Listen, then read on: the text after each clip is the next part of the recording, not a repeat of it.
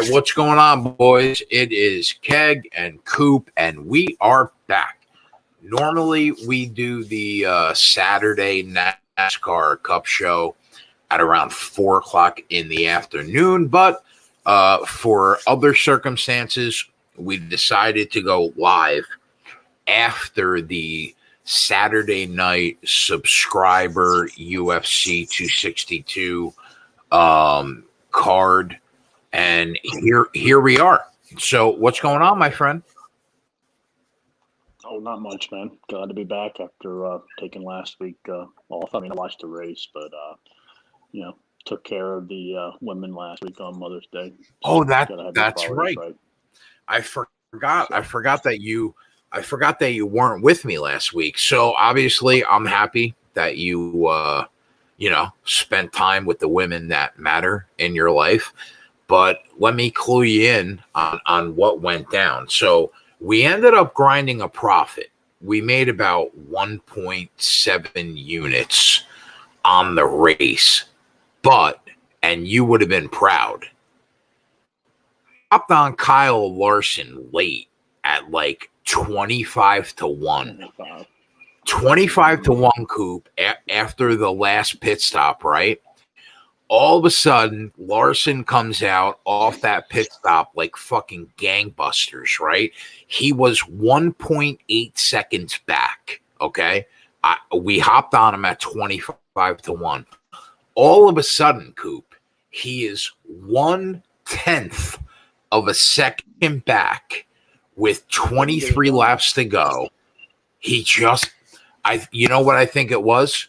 I think that he wore those tires out so much trying to get to Martin Truex that once he finally got to Truex, he had nothing left, right?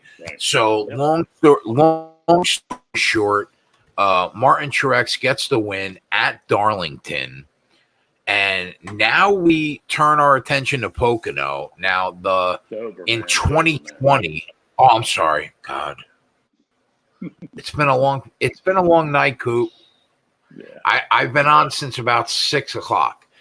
So okay. So now we turn our attention to the Monster Mile at Dover. In 2020, back-to-back races they did in August. Denny Hamlin won the first. Kevin Harvick wins the second. And here we are. Now, I think personally, looking at the odds, this is the first race this year where the odds have really started to tighten up. I mean, we're talking about Martin Truex is your odds-on favorite at 4 to 1. And Kyle Larson is your second choice at 4.5 to 1. And we haven't really seen that. I mean, for the most part, me and you really don't bet outright winners pre-race. But for the most part, we also haven't seen the first and second choice being around 4 to 1.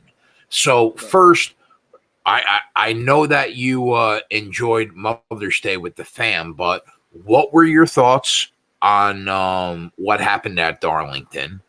And what are your early thoughts on Dover tomorrow?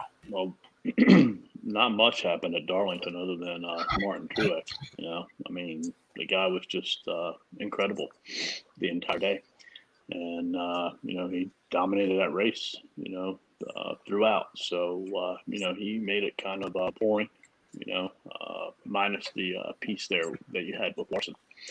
But, he took the betting odds, down tremendously right away. And yep. I think, you mentioned we saw, I guess Truex is 350 this week. Larson's 450, I think. But I think they're going to hold that price at a longer time at the beginning of the race tomorrow because I don't see, both of them going down to 100, 200, somewhere in that range that early. So, with them starting that low, I think it helps them hold longer in that range.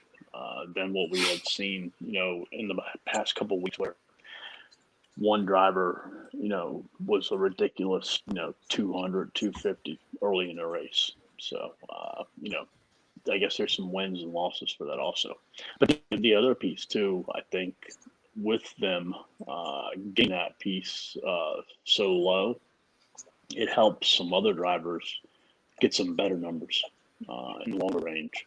And there's a couple guys that I'm keeping my eye on very early in the race tomorrow. Decent numbers, who I think could do very well and end up winning this race.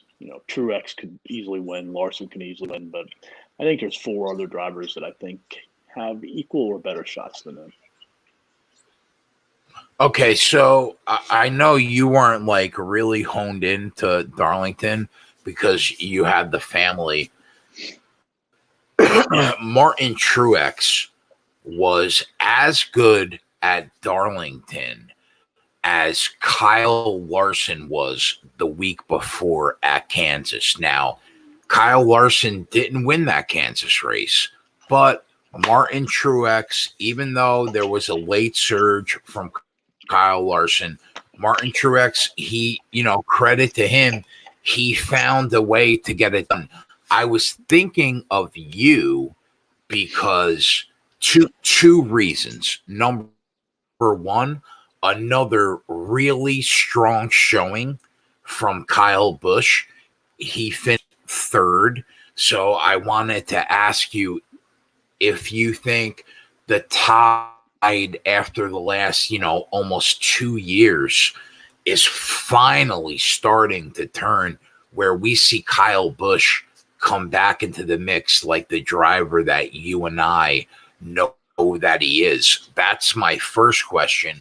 My second question is 11 straight top 10s for Will Byron.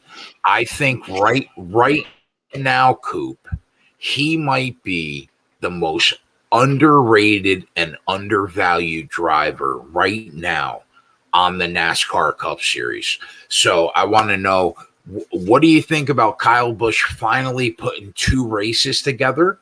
And not so much Hendrick. Listen, we know that Kyle Larson finished 2nd, right? Byron finishes 4th. Hendrick has been strong all year, but Chase Elliott hasn't been strong all year. Alex Bowman hasn't been really strong all year. Kyle Larson, obviously, he's in contention for a championship, right? We know that. But I feel like undersung hero of the 2021 NASCAR season is Will Byron, and nobody's talking about him. All the interviews I see, all the articles I read, I feel like everybody is sleeping on this kid. So what do you think we see momentum for Kyle Busch putting a couple races together, and thoughts on Will Byron going 10 or 11 in a row? I mean, Kyle Busch definitely has some momentum, and it was something that we didn't see all of last year up until this year. So you definitely cannot discount him. My biggest concern, though, with Kyle is, does he have the speed still? Because Kansas and Darlington are tracks that require more tire management, especially the latter of Darlington. So the verdict for me is still out on him as far as the speed goes. And I'm not talking like Daytona or Talladega speed. I know he'll have it there. I'm talking more like Michigan. I'm talking more like, the longer tracks, the 1.5 miles, like Charlotte. All right, let me stop you there before you move on to Will Byron, because I have a question. Is there any reason why you think that we have seen Martin Truex and Denny Hamlin have the speed that you're talking about, but that you kind of question when it comes to Kyle Busch? Is there any reason why you think that's happening? I have no idea. Why? Because, I mean, you would think that all four of the Gibbs cars would have, similar speed. But, Right. Busch has had the least. And, I mean, to be quite honest with you, I think Christopher Bell's had more speed than Kyle Busch, honestly. So Do you think I that? don't know if it's – I mean, I think they're closer. I wouldn't say, Christopher Bell's like Denny Hamlin and Martin Truex, obviously, but I think they're closer. So I don't know what the deal is with it. I don't know if it comes down to driving style. I don't know if it comes down to him not being as aggressive as what he had been in the past, or if it's parts. I have no idea, but it is quite interesting. Something to continue to watch. So, that's the thing I'm really wanting to see early in the race tomorrow is, speed, because tomorrow is really more about speed, than tire management and things of that nature. So I want to see speed, from Kyle Busch. All right. So let's, Will Byron. Yeah. Thoughts on him? Yeah. Will's, I mean, he's done tremendous, man. So good. So good. Yeah, I mean, he had a fast car last year, right? And he was, in contention to get a lot of top tens last year, but he always seemed to find trouble somewhere, or trouble found him. And that's not happening so far this year. So, a lot of that has to do with confidence. And I'm sure, the more and more he does this, the bigger and bigger he's going to get. And I mean, the thing is, really interesting to see. He got the early win this year, and how much that built his confidence. Whereas, let's say that win came, yesterday or tomorrow, would he still be clicking off those top tens like he has been leading up to the win? Or is it the win that clicked on and made the confidence go and continue with all these top tens? So, something we'll never know. But, it's great to see him doing well. He's got a lot of talent, and, he's going to be a big name. Okay, so let's turn our attention to Dover. And my first question for you, and I think it's been the one thing that I've been struggling with this year. You and I have been ringing the bell for Hendrick Motorsports as the best team in 2021. And the difference between me and you and everybody else is we were ringing the bell in the first race, and like the majority of the public caught up, right? But the one thing that I question, which maybe you could shine a light on or give me a little more insight on, is we know that Hendrick was trending in the right direction last year, okay? But they are in an entirely different place from where they were last year to how they have been racing this year.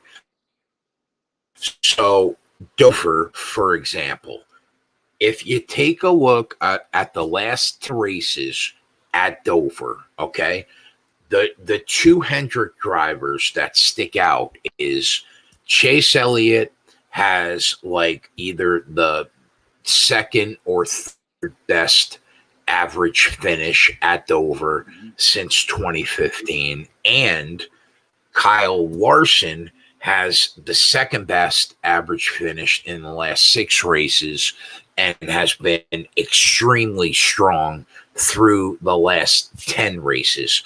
But where I struggle is Alex Bowman and Will Byron have not been excellent at Dover, okay? But Hendrick, the last 6 years, and where Hendrick is today, they're in two entirely different places. So how do you think that Alex Bowman and Will Byron will run here tomorrow, considering how strong Hendrick is right now, as opposed to how they were the last 6 years, because Bowman and Byron historically don't run great here. But that doesn't mean that they won't run great here tomorrow. So what are your thoughts on Hendrick tomorrow? I really like them a lot tomorrow. You hit the nail on the head. They've been very good here in the past. And, I think, as far as Will Byron goes, you need to throw everything at the book when it comes to, how he's done in the past, because, every race that he's gone to this year, there might have been one or two where he had solid results prior.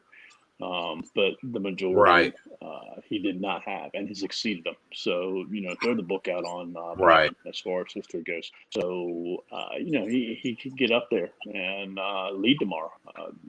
He's starting right behind Truex or Hamlin, one of the two, depending on how they roll out. But, he could be there quickly. I think, Truex is the other one. Like when you think about pure speed, I don't think Truex has that pure speed, of these Hendrick cars. He's won races, from managing his equipment and things to that nature. I'm not taking anything away from Martin Truex, but I think I'll tell you what, speed, I think more of Hendrick than what I do Gibbs. I think of true speed. I think more of Hendrick than I do of Gibbs. I don't know if I entirely agree with that, but I what I will say is I do agree with you that when speed, you don't really think of Martin Truex, because if we're just talking about Gibbs and we're talking about speed, the most consistent car speed-wise has been Denny Hamlin, right? But the most special car, depending on the race this year, has clearly been Martin Truex. Number one, he's had the long run speed. He's had the long run speed all year, okay? Now, I don't know how many races that Denny Hamlin has won as opposed to Martin Truex, but it seems like when it works for Martin Truex, he's in the winner's circle, guaranteed, right? But overall, if you're asking me what's been the most consistent Joe Gibbs car week in and week out, would you agree with me that even though Truex may have more wins, it's been Denny Hamlin, right? Oh, I've been saying that all year. So, I completely agree with you. So, and then, the other piece too, going back to, Hendrick, Alex Bowman, you were talking about him. I don't think you've given Alex Bowman enough credit here. He has 3 top 5 finishes at Dover. And, he's been either boom or bust. And he's another driver right now who is starting out, I think, around 18-1 odds. And he's somebody I want to keep a close eye on at the beginning of this race. And then, he hasn't been overly impressive though this year, Coop. To be fair, I'm not talking about Dover specifically, but I don't really think he's been overly impressive this year. I think he's been solid. And I think, the other piece too is he's been overshadowed by Larson and Byron. And then, I agree. The other guy, Chase Elliott. I'll tell you what, though. I'll tell you what, though. I'm really heavy on. If you're asking me, if I was going to rate the 4 Hendrick drivers, Chase Elliott would be dead last. Alex Bowman would be 3rd. Will Byron would be 2nd. Larson would be number 1. Do you agree with that? Yeah, I 100% agree. So, but Chase Elliott's the other driver. I'm tomorrow. Well, I was just going to ask you that. Now, over the last 10 races, Chase Elliott has the 2nd best average finish behind Martin Truex. Now, he finished, I have to go back and look at the second 2020 race, but before that, the first 2020 race, he finished 5th. The 2019 race in the fall, 38th. 2019 spring race, 5. 2018 fall race, 1. 12, 2, 5, 3, 3. So, yeah, Chase Elliott has been really strong here. But how many weeks have me and you said, historically, Chase Elliott's really strong here this year? But he does nothing, bro. He has been the clear-cut worst Hendrick car in almost every race this year. So, like, at what point do me and you say, yeah, Elliott has been great historically at this track, but this year, he's the worst Hendrick car in the lot. I mean, by a mile.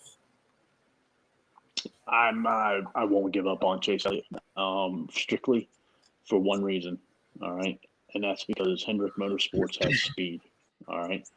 And, whereas this year Stuart Haas struggled and, Kevin Harvick's been finishing, solid in week in and week out. Stuart Haas doesn't have the speed. That's why I think, Chase Elliott's going to come around. He's just having some pit issues. He's having issues here and there on the track. Let me ask you a question. Let me ask you a question. Gun to your head right now. Through 2021, okay? Who do you think has the best average finish?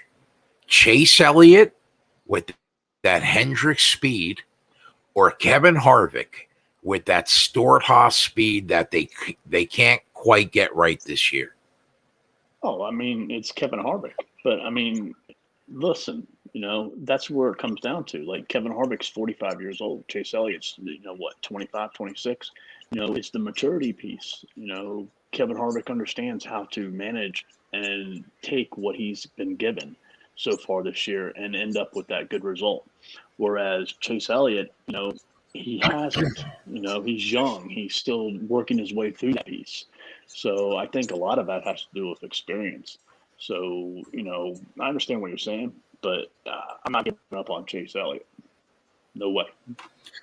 If I had to predict tomorrow of the 400 cars, I think Chase Elliott finishes first, Bowman second, Byron third, and Larson fourth. Coop.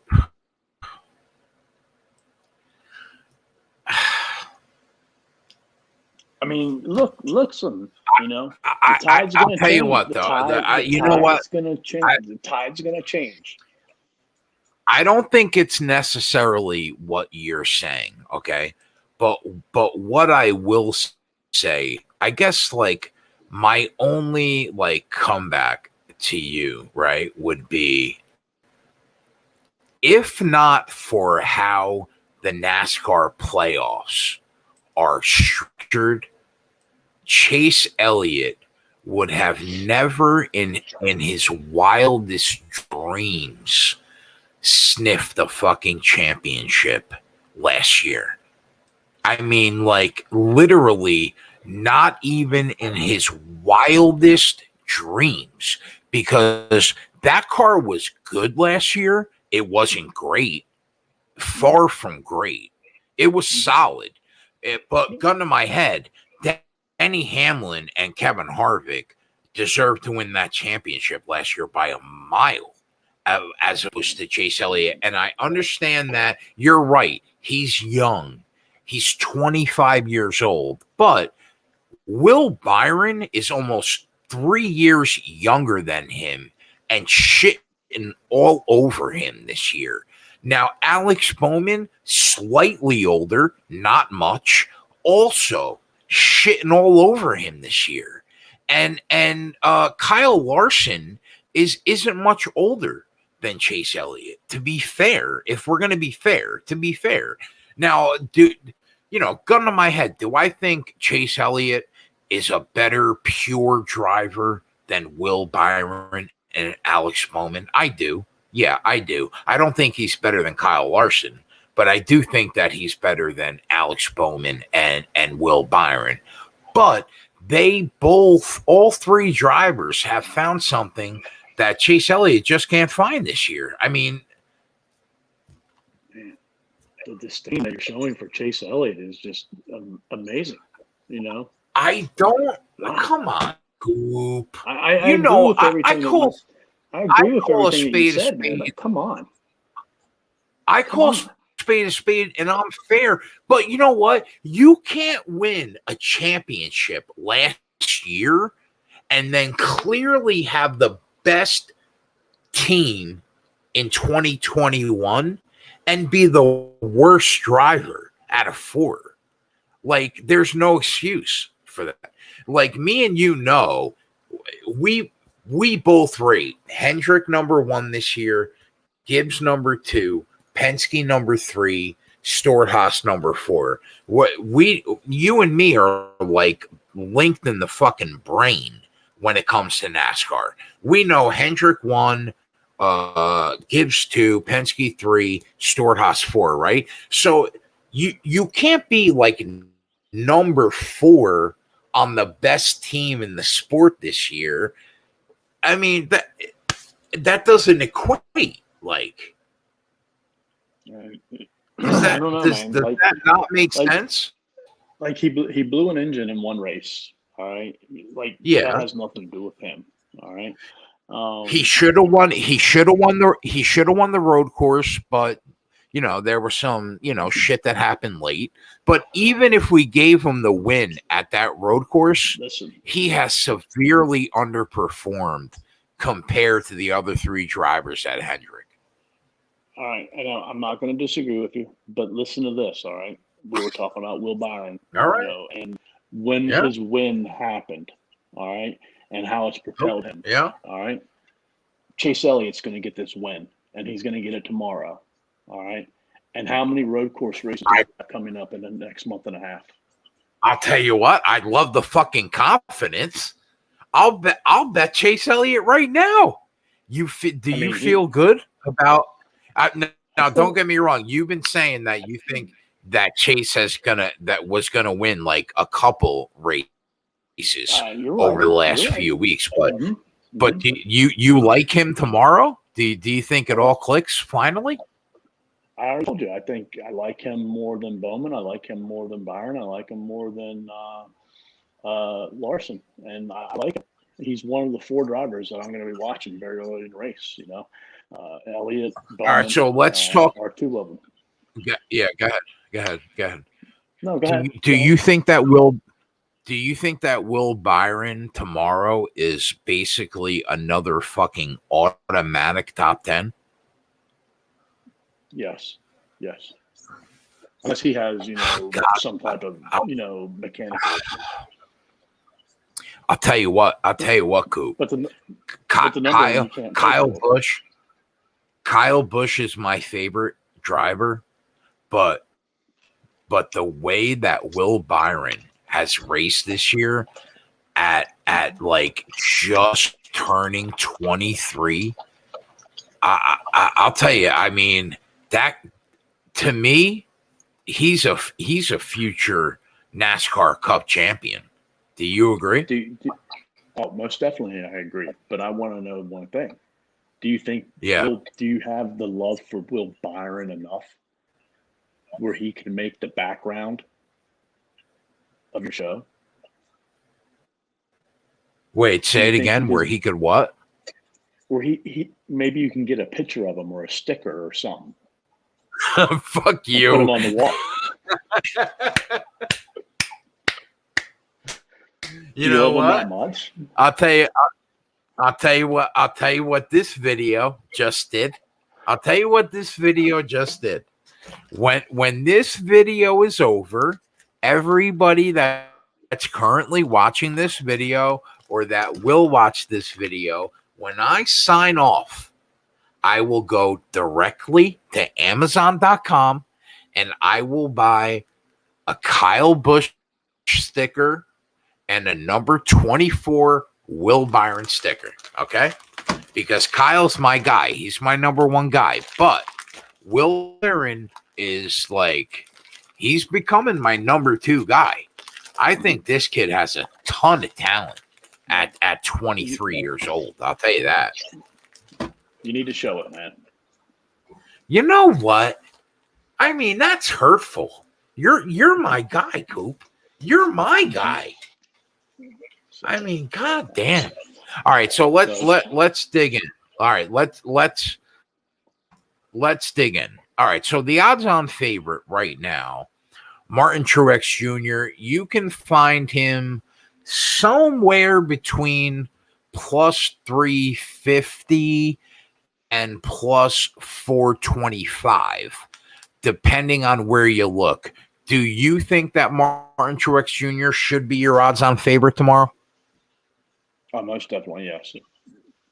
I don't know if he should be that low, but yes, he should definitely be the odds-on favorite. Where I do disagree. Okay, so here's. Oh, go ahead, please, go ahead. Where I do disagree is I think Denny Hamlin should be second and Kyle Larson should be third. All right, how about, wait, let me stop you.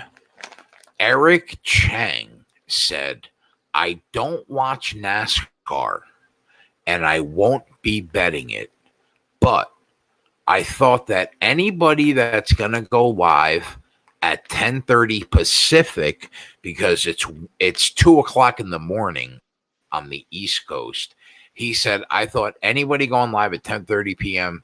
deserves the support. And then he says, now I'm intrigued. Would you guys take Hamlin minus 150 against Harvick? Okay, Eric, let me stop you for a minute. Number one, I appreciate the fact that you're watching the video over at Rum Pure Bets. Number two, both of us bet professionally. We have a free show. We do the pre-race video on Saturday, and then we have a Sunday live betting show all throughout the race. Now, you might say to yourself, who the fuck bets NASCAR? Because I'll tell you what, a decade ago, I said the same thing. But since February 14th, I've made $121,000 betting on NASCAR, okay? The people that watch me, Coop, on Sunday also have made a ridiculous amount of money. So what I would say to you is go to runpurebets.com or runpuresports.com and realize what we do, first and foremost.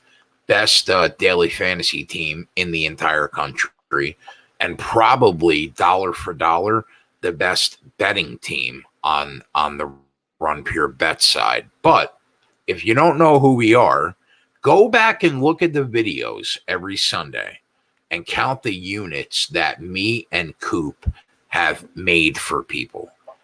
And I have literally, all joking aside, made over $121,000 since February 14th betting on NASCAR. That's what I do. I bet on sports for a living. Tom Hart says, I bet NASCAR and I've won over $15,000 this year. Thanks, Coop and Keg. You know what, Tommy Hart? You're fucking goddamn welcome, bro. We're glad to help you out. That's why me and Coop are here at 2:00 in the fucking morning. That's why we do what we do. And that's why we're going to be live at 2:00 tomorrow afternoon, because nobody breaks down a fucking race like me and Coop. All right, so Coop, back to it. You agree, and I said this in our subscriber Discord. It felt like this was the week. It's always like almost halfway through the year where the sports books finally catch up and start to get a little sharper. And it felt like this was the week. Do I think that Martin Truex Jr. should be somewhere between plus 350 and plus 425 to win the race? I don't, but I feel like that's the sports book tightening the screws because of people like me and you. Do I think that Larson should be the second choice at plus 450 to that plus 500 range? I don't. But again, feels like the sports book tightening the screws. So talk to me. What bets are you liking so far? Any matchups intrigue you? Any outrights intrigue you? Any props intrigue? What do you got? Not much. It'll be live because that, a lot. I mean, that doesn't help me, Coop. I mean, honestly, though, as the season progresses, it gets tighter and tighter because they have more data to fall upon. And I really don't like a lot of the top tens. The top fives are risky to go there by. So, I'm going to be watching 4 drivers at the beginning of the race tomorrow. Who I think one of these 4 drivers is going to win. Up top, Denny Hamlin. When you say one of those 4 drivers, let's clarify. What 4 drivers? Denny Hamlin. Yeah. Chase Elliott. Yeah. Alex Bowman. I like the number on it. And see, these Alex Bowman shouldn't be plus 1,800. Wait a minute.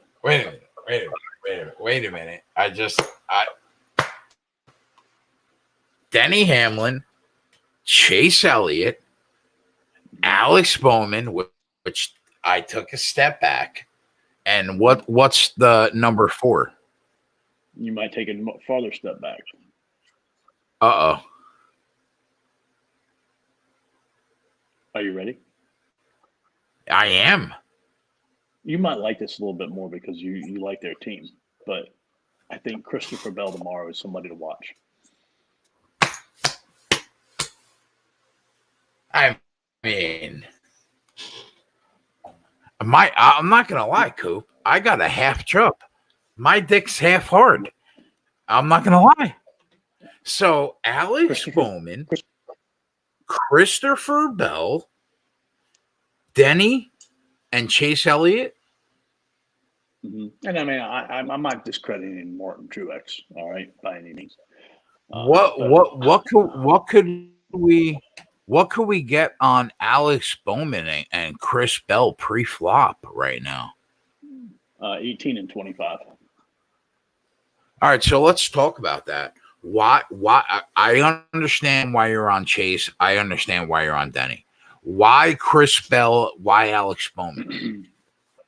I mean, I think you've been dogging Alex Bowman the whole show, and he's doing better than what you and have given him credit for. I think you're a little bit higher on William Byron, obviously, than Alex Bowman. Whereas, Alex Bowman had a great car last year, just like William Byron did, and they both made a lot of mistakes. Alex Bowman's still making some of those mistakes this year. He's been fast, and he's been fast here.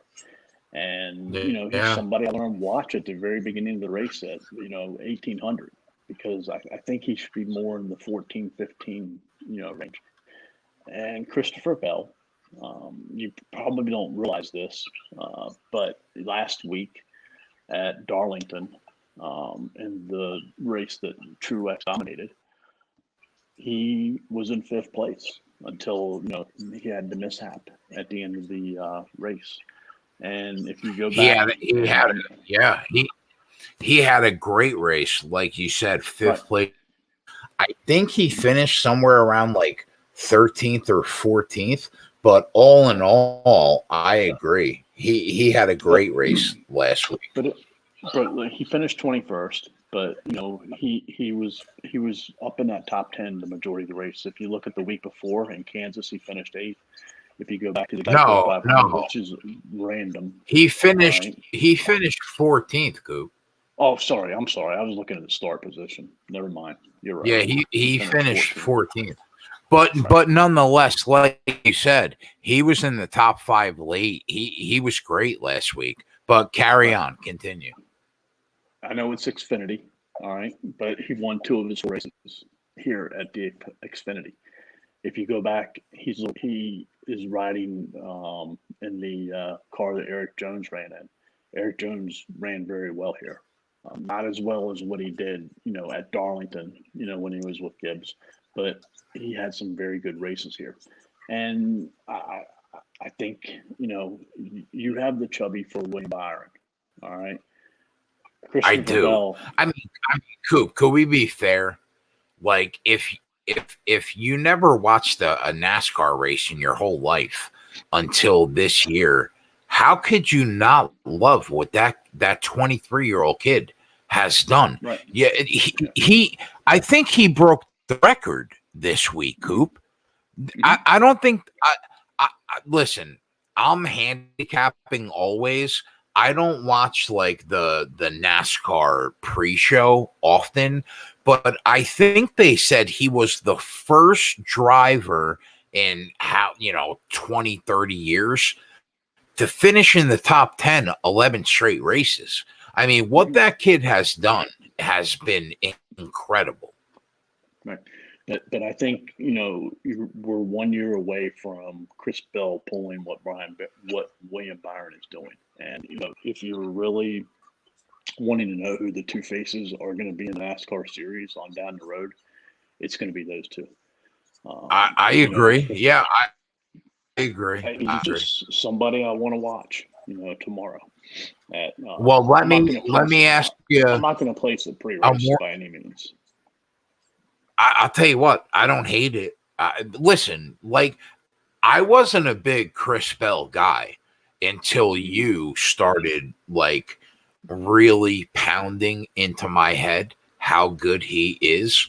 And after like you started pounding that into my head and I watched him, I agree. I think you're right.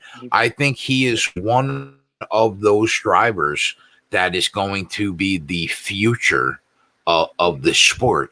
I want to know, what do you think that Will Byron does this week? He finishes in the top 10. Finishes in the top 10. Well, the problem now, Coop, is he's like the day. Yeah, the days of me and you getting Will Byron to finish in the top 10 at plus 110 for 9 straight races.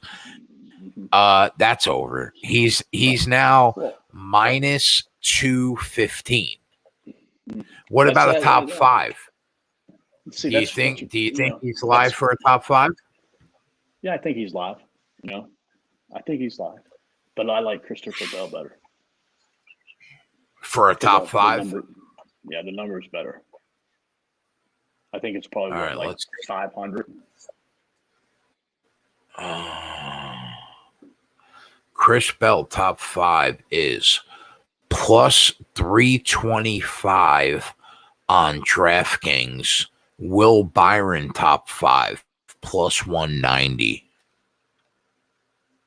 Wow, dude, can you imagine that we were on Byron to finish in the top 10 for 9 straight races at even money or better, and now he's plus 190. Yeah, I mean, what the fuck? Jesus. But see, like, all right, this is another race where if you start in the top 10, you have a very good chance at finishing in the top 10 because passing is extremely difficult here. You only see 3 or 4 passes on each green flag lap. So track position is important. That's why, I like, Bell. I like Byron to stay in that top 10.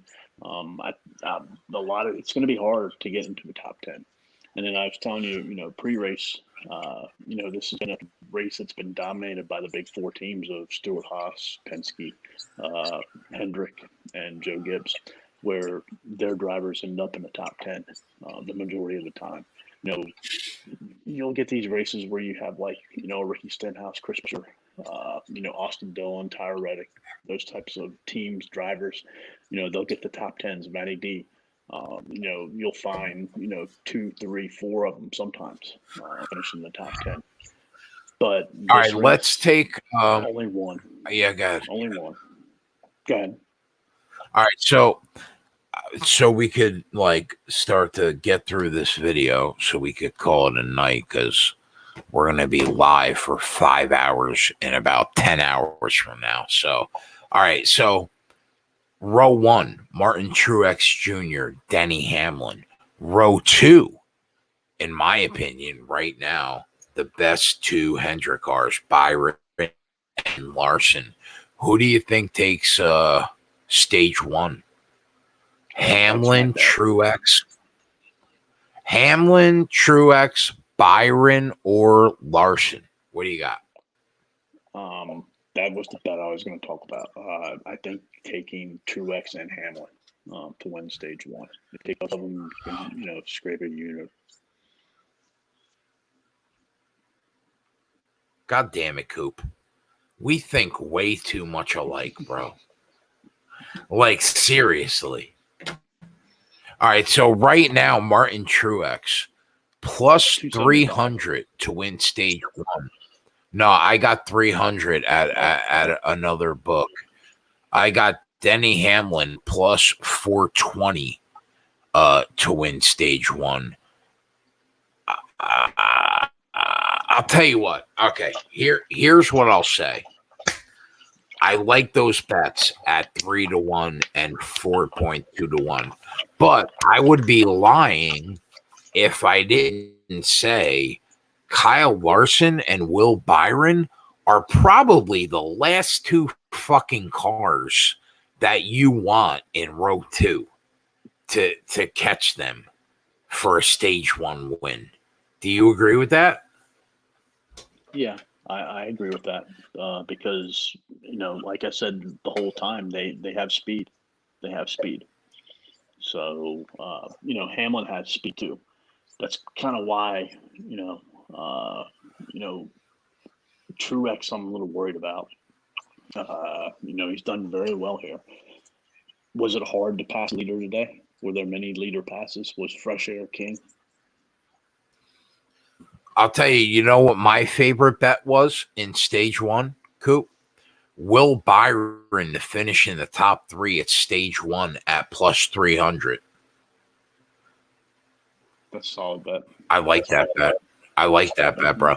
Now, he's only plus 300 for one reason. Kyle Larson, Denny Hamlin, and Truex are in front of him. If one of those 3 cars wasn't in front of him, he wouldn't be anywhere near 3-1, bro. Nowhere near 3-1. Mm-hmm. I mean, listen, I don't mind I don't mind Denny Hamlin at even money to finish in the top 3. I don't mind Kyle Larson at even money to finish in the top 3. But if we're talking value, dollar for dollar, you don't think Will Byron can't finish in the top 3 at the end of stage 1 at plus 300? I like that, bro. Can't. I mean, it's hard, man, because some of these stage 1s that we've done, we've had some drivers up there that, haven't deserved to be up there. I think Priest has been up there a couple times. McDowell's been up there a couple times. Austin Dillon, nothing against Austin Dillon. He's having a great season, by the way. But this week, it's loaded at the front. Loaded. So it's going to be interesting. All right, do me a favor. Hop on before we get off. Hop on DK. Take a look at the race matchups real quick, and hop on BetMGM too. I'll be honest, man. Over the last 3 weeks, I have had clear-cut plays going on the spreadsheet. Okay. Over 3 weeks, those spreadsheet plays plus 6 units. This week feels a little foggy. Like, there's not like one play I'm dying to put on the spreadsheet this week, if I'm being honest. But I'll find something to put on the spreadsheet, and then the rest will be live with me and Coop tomorrow. But take a look at the race matchups on DK and BetMGM. Anything that strikes you as a possible play here? Well, first off, I have no matchups on BetMGM. So I don't know if they're just excluding me from them or whatever, but I've been replaced by pick the first place and really? second place driver. Yeah, I have no matchups whatsoever on BetMGM. So I can't speak. Probably because of those fucking ridiculous prices they put up last week, bro. I mean, right. Those prices were crazy. All right, so okay, anything you like? Yeah, there's one that I like. All right. What do you got? DK. You had the chubby for Will Byron. All right. So that should probably tell you where I'm going right now, right? Bell plus 110 over Ryan Blaney. Yep. I mean, bro, like, all joking aside, okay? Like, if me and you met in another lifetime, I mean, we would be on a pick crew. Ryan Blaney has had very good success at the Munster Mile. Not to say, that he won't have tomorrow. I don't like putting up negative numbers when it comes to betting matchups or, anything really, to be honest with you, in NASCAR because of the variance. So I like the Christopher Bell plus 110. I think Gibbs is better than Penske here. My only comeback to you, and I don't hate it. I don't hate it by any means. I don't hate it because Blaney has not been greater. My only comeback to you would be if you take into consideration their average finish. Ryan Blaney 20.4, Chris Bell 22.2. I mean, is it a slam dunk? Probably not. Not by any means. Not by any means. But so what's the angle? What's the angle you think? There's no slam dunk plus 110. So you think plus 110 is big enough of an edge to get on them? I do. Mm-hmm. Yeah, I'll be honest. I don't hate it. I mean, like, when I look at these matchups, none of them intrigue me. They almost all of them go, either way. Yeah, I think that's fair. Yeah. I mean, I'm not going to play Kevin Harvick at plus 108 against Denny Hamlin. I think Hamlin's going to be strong tomorrow. Chase Elliott minus 122 against Wayne Byron minus 106. Like, I don't know. Like, I just prefer to have plus money on these matchups. And I think. Let me ask you a question. Find the edge with Bell over Blaney. Let me ask you a question. Gun to your head. Who finishes better tomorrow? Kyle Larson or Martin Truex? Martin Truex. That's why he's a minus 130 favorite, and Larson is even money. Yeah, I agree. I agree with you, bro. Looking at all these bets over like the last 3 weeks, I saw fucking easy angles. Grab this, grab this, grab this, grab this. Looking at this week, I think it's pretty tough, actually, if I'm being honest. Go to the best finishing group on DK. Anything you like there? Group A, B, C, D, E, F? There was one. I like it, but I don't think I like enough to bet it. and that was Chase Elliott plus 200 in Group B.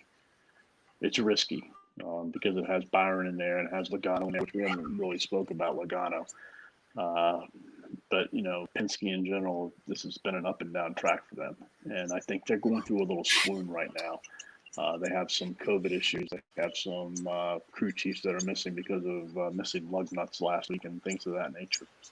Kevin Harvick's the one that worries me, in there because I think this is going to be another day where Kevin Harvick rides around and finishes somewhere between 3rd and 6th. I had a group that I was intrigued by, but I wanted to talk to you first. What are your overall thoughts on Penske tomorrow? Keselowski, Logano, Blaney. Where do you see them finishing? Because if you take a look at Group C, I think that Bowman at plus 250 and Chris Bell at 3.5 to 1. I'm not gonna lie, Coop. That intrigues me. Where do you see?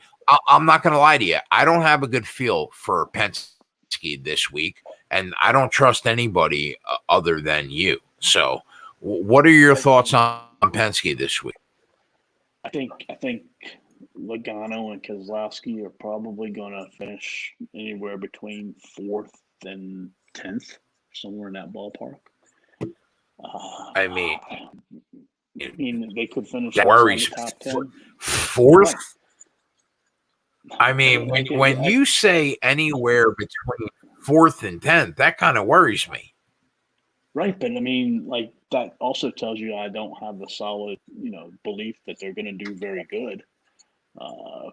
Because I said all the way back to 10th. But again, I go back. All right, wait. All right, wait. All right, so let's compartmentalize. Do you think that Ryan Blaney will be the worst Penske Ford tomorrow? Do you put Logano and Keselowski above him? I put Matty DiBenedetto above Blaney tomorrow. Enough said. All right, so Ryan Blaney's in that group, right? So let's cross him off. What are your odds that Bowman and Bell finish better than Keselowski tomorrow? He's the one I worry about. It's going to be tougher. Fuck you, Coop. Now you're going to make me. Now you're going to make me go look. Well, I mean, his average finish. Yeah, his average finish is 13th. He finished 9th in the 20 spring race, 11th in the 2019 fall race, 12th in the 2019 spring race, 14th in the 2018 fall race. So, based on what I'm seeing, he's going to finish like 10th tomorrow. And what did I say? 4th to 10th. All right. Yeah. So I like having both Alex Bowman and Christopher Bell. I think one of them can beat Brad Keselowski tomorrow. I like that. You knew I was going to say that. Right when you were going down, my eyes were opening. And I saw it, and I'm like, yes, this is what it is. And I'm like, yeah, I like that. I like that. I like Bowman, and I like Bell. That was the one group. That was the one group. What do you think about Kevin Harvick tomorrow? Talk to me. In Group B, he's the odds-on favorite to beat Elliott, Byron, and Joey Logano. Now, if you're asking me who I think wins Group B, give me Willie B at plus 350. But do you think that Hart? Fuck you, Coop? Do you think that Harvick deserves to be the odds-on favorite? I think if you're looking at tomorrow, Kevin Harvick's like a cash play. All right, he's going to be solid, but I don't think he has that upside that you need in a GPP play if you're looking at it from a daily fantasy perspective. and I would translate that into betting. So I said earlier, I think it's another day where he's going to, start and finish around third to sixth, and that's what I expect from him tomorrow. So I don't like that nearly as much as the Alex Bowman and Christopher Bell play by any means. I really like the Alex Bowman and Christopher Bell.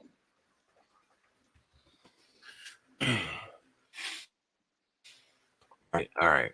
So let me see if there's anything left for me and you to cover. Let me take a quick. Yeah, go ahead, bud. Who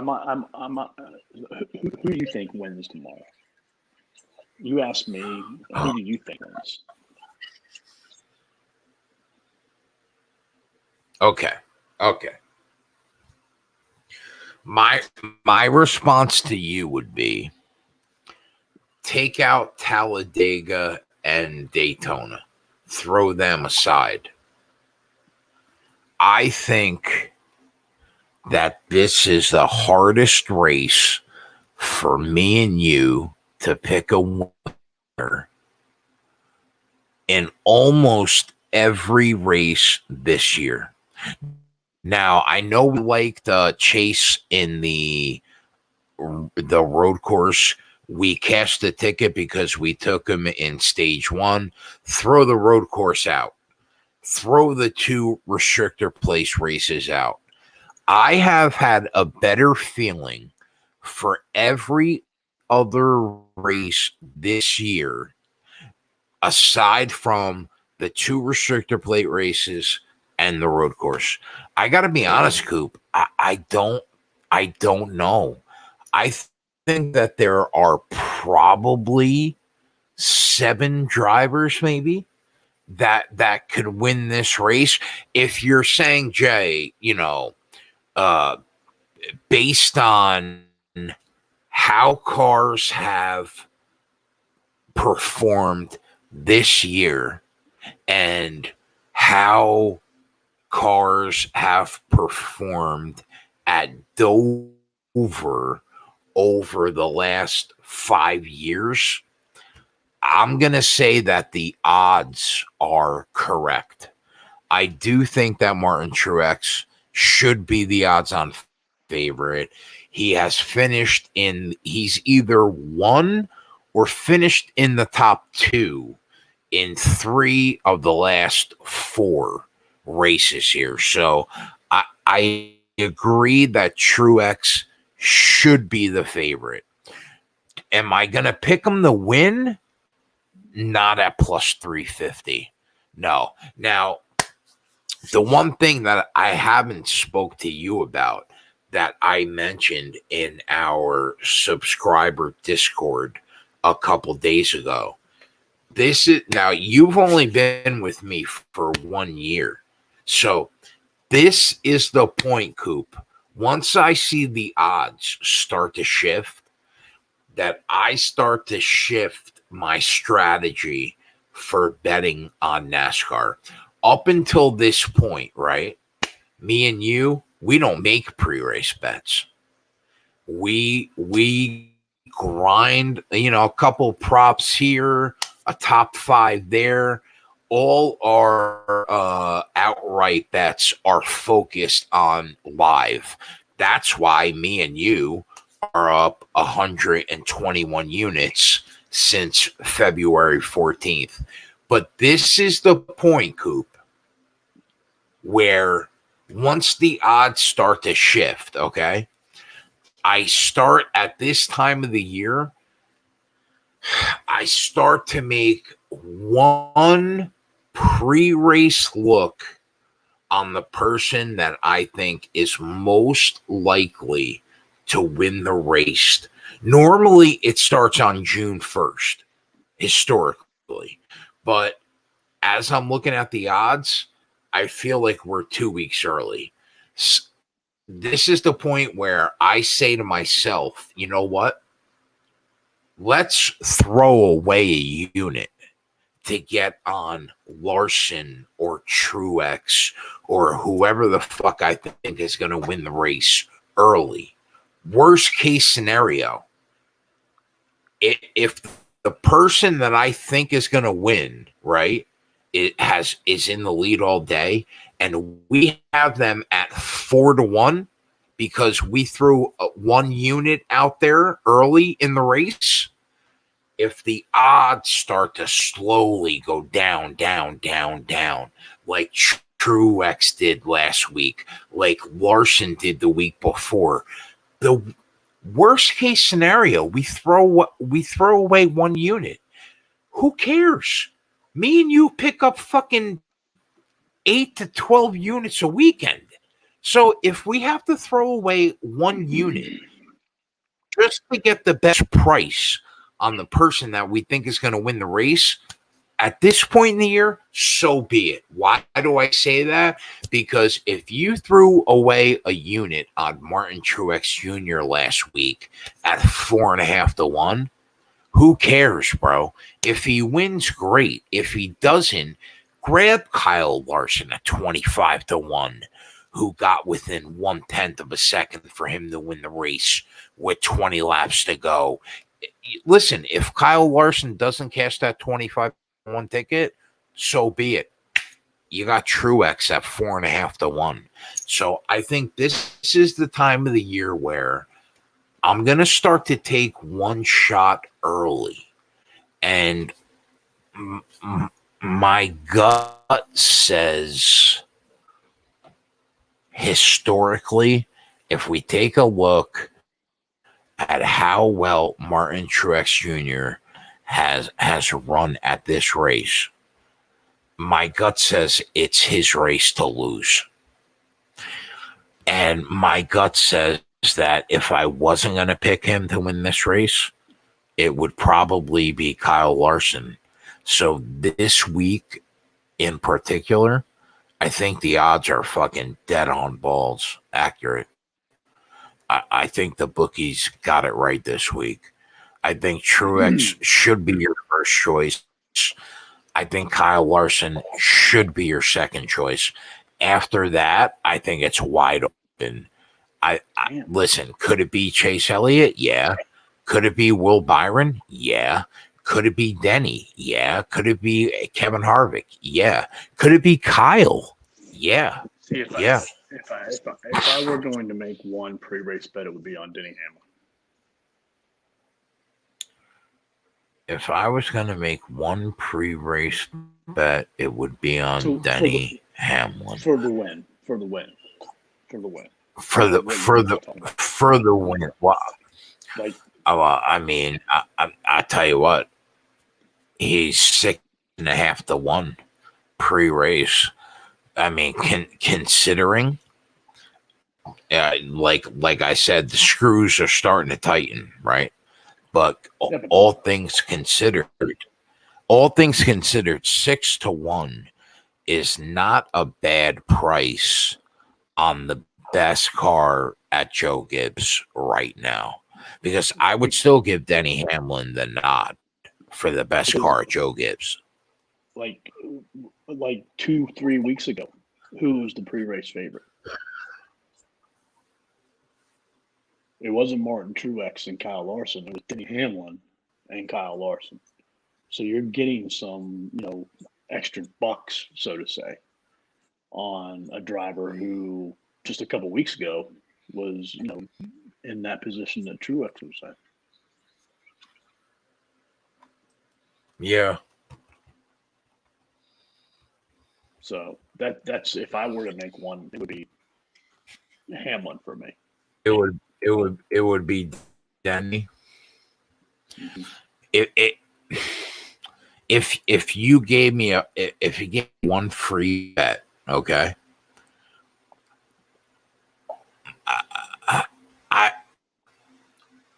I like Martin Truex and Kyle Larson to win this race equally.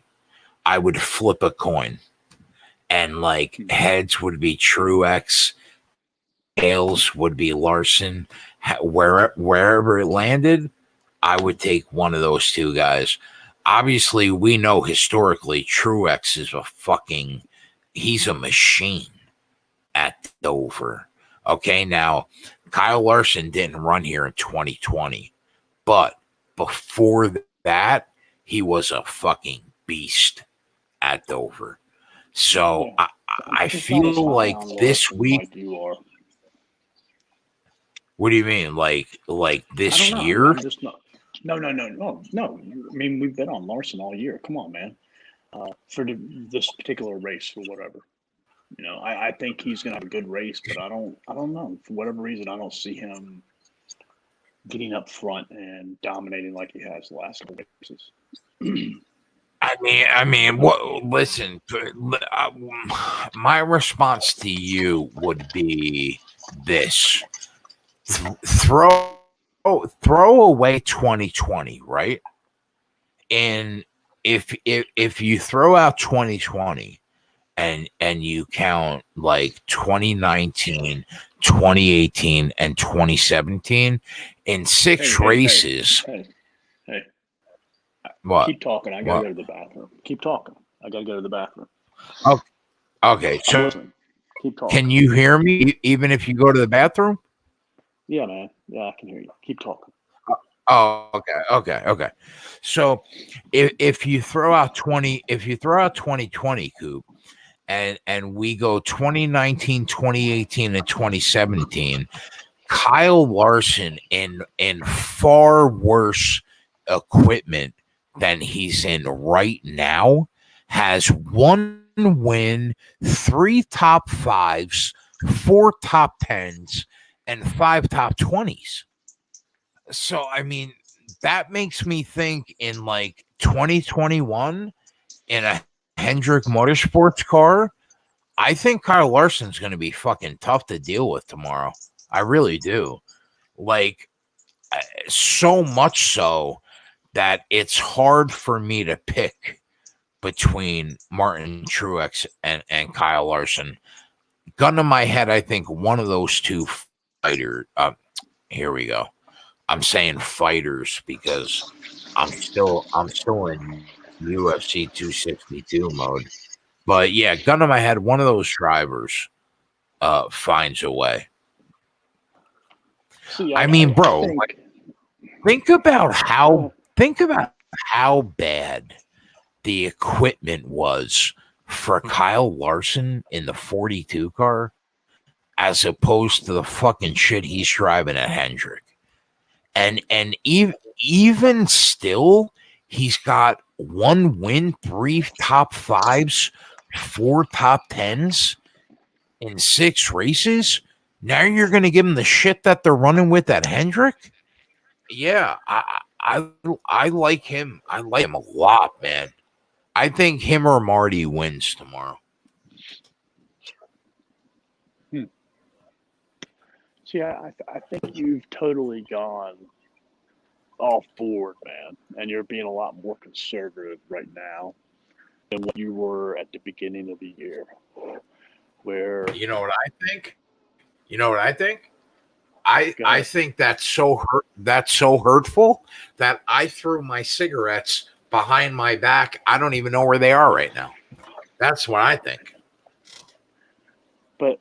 but I think I think you forgot that at the beginning of the year, all the randomness that was happening. And I think what I mean is you're becoming more conservative and you're expecting the big name drivers to continue to win every week. Where I'm still looking for that randomness, saying like that, if you want to call Chase Elliott winning tomorrow random, I thought that's where you know I'm what at. I think? I think that's a heavy accusation towards a guy that makes a living betting on NASCAR. That's what I think. Uh, That's what I think. That's that's what I Coop in fucking 2.5 months. I made as much as the fucking lawyer that fucking drew up my divorce papers.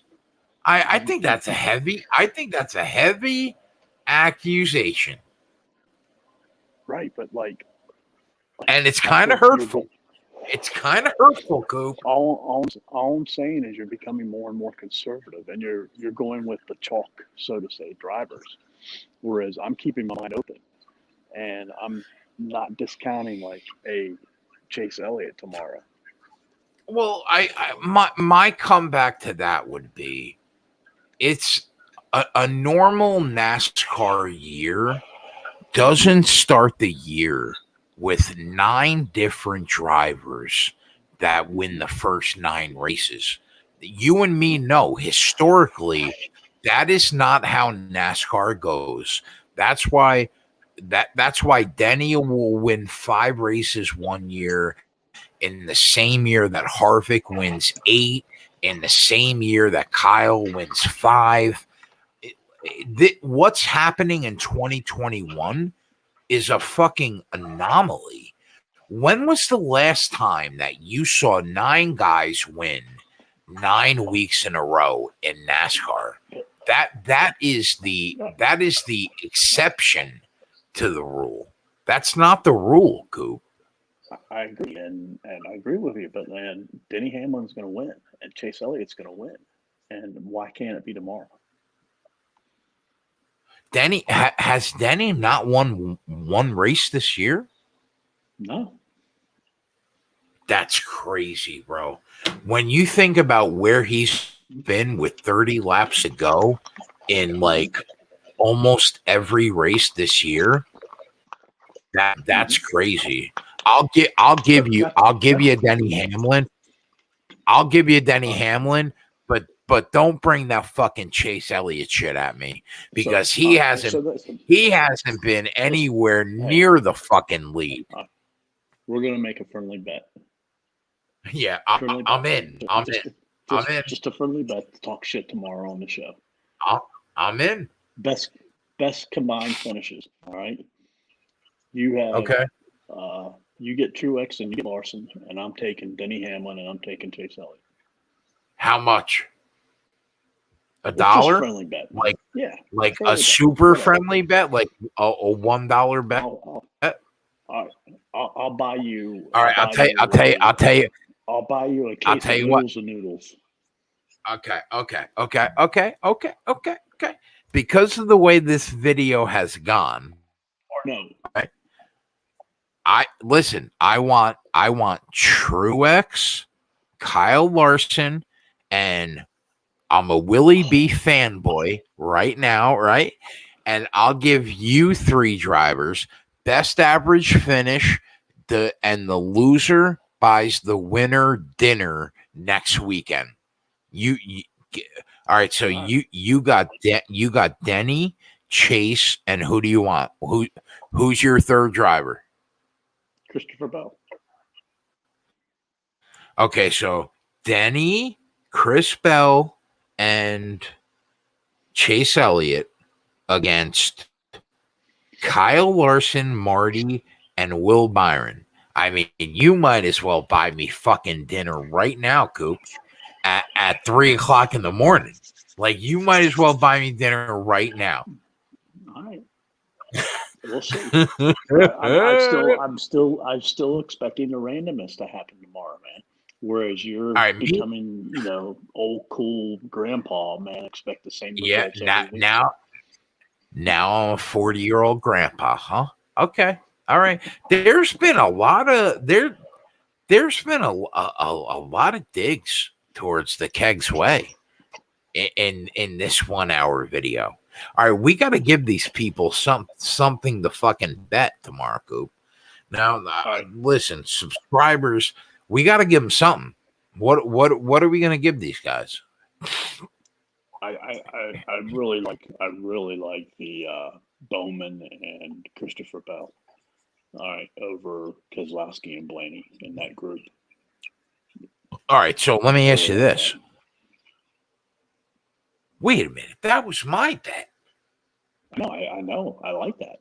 And then the other bet was the one that I mentioned that I think you liked was either Marty or Denny Hamlin to win stage 1. So I know you're a big Chris Bell guy tomorrow, okay? I'm looking at the top 10s. All the people I like are unbettable as far as a top 10, but Chris Bell -120, to finish in the top 10. Do you like him enough to lay 120 for him to finish in the top 10? I'd rather lay 110 for him to beat Ryan Blaney. I'd rather lay 110. Again, I'd rather get plus 110 for him to beat Ryan Blaney than for him to finish. Okay. So, is that a bet worth giving out to the people watching? Chris Bell plus 110 over Ryan Blaney. Yeah, I like that, and I like the Christopher Bell and Alex Bowman, and then I like the Marty Truex and Denny Hamlin to win stage 1.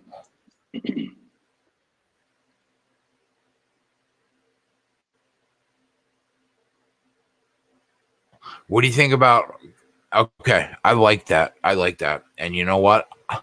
If you're giving that out as a play and you're going to actually bet that with your money, I will tell you on that. Why wouldn't I? If you think, if you like Chris Bell plus 110 against Ryan Blaney, I will tell you on that, because plus 110 is a good price. I like that. So so I'll tell you on that. Let me ask you this: Chase Elliott minus 110 against Kyle Busch tomorrow, who is minus 118. I mean, you're talking about Chase winning the race tomorrow. So surely you like him at minus 110 against Kyle Busch, no?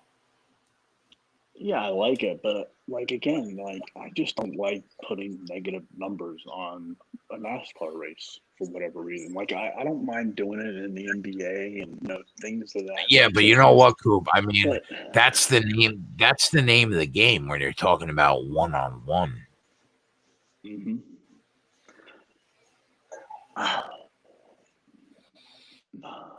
The only matchup that I'm going to bet is Christopher Bell over Ryan Blaney, because I feel that confident in Christopher Bell tomorrow. All right, what do you think Kevin Harvick does tomorrow? Gun to your head. He's going to finish 3rd to 6th, and he won't get any higher than 3rd. Top car by manufacturer. Now Kyle Larson. Remember a couple weeks ago when we were like, man, we want to jump on Kevin Harvick because it's coming, and he was like plus 300 top 4. The numbers have been reversed now. Yeah, he's the top 4.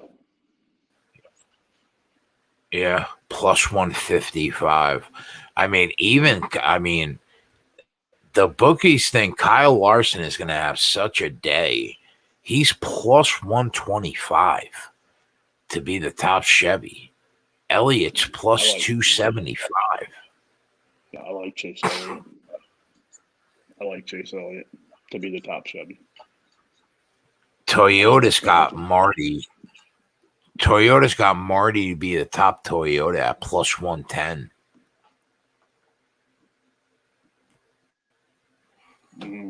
What's up? Denny's plus 200.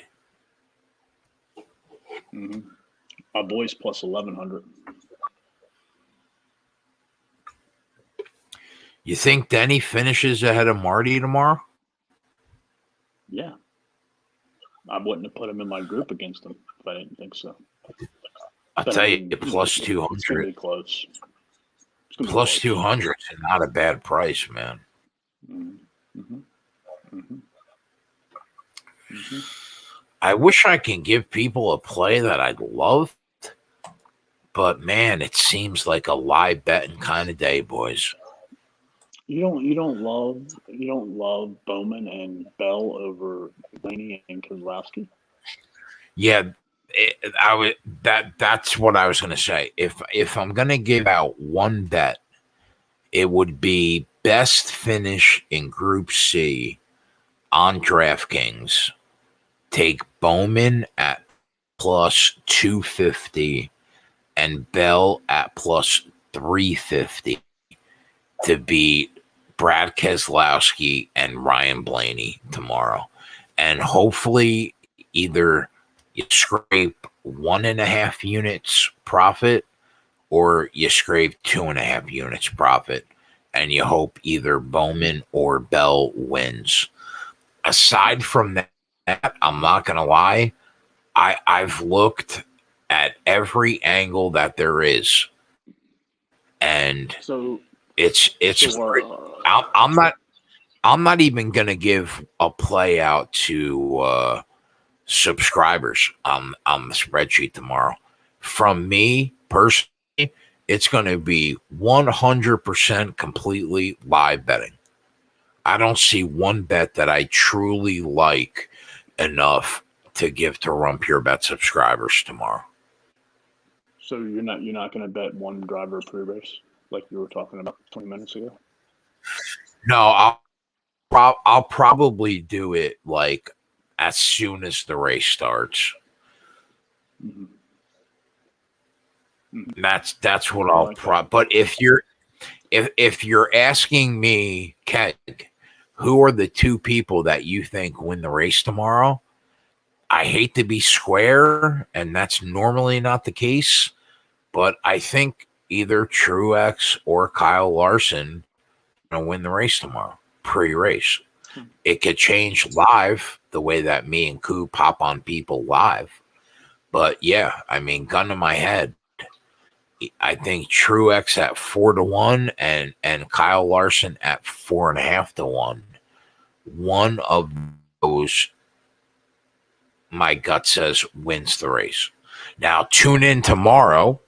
Me and Coop will be live by 2 p.m. Hopefully, I wake up early enough where we get on at 1:30, but no promises considering I've been live right now for the last fucking 9 hours. So but I'm going to try. So the two bets, man, are Bell over Blaney, and then Bowman and Bell over Keselowski and Blaney. In Group C, yeah. Correct. And I'll be honest, I'm not putting it on the spreadsheet for subscribers, but for the video, I like where Coop's head's at with Chris Bell, and I think Bowman, even if Chris Bell doesn't finish better than Keselowski or Blaney, I think Bowman should. So those will be the two bets, boys. And literally, whatever I bet tomorrow, you'll be able to watch on the Run Pure Bets YouTube channel. Me and Coop will be back, hopefully 1:30. That's my goal. But if that's not the case, as soon as I wake up. Aside from that, we're out. We'll see you later on today at about 1:30 p.m. Hopefully. Yeah, 2 o'clock. Hopefully. All right, we're out.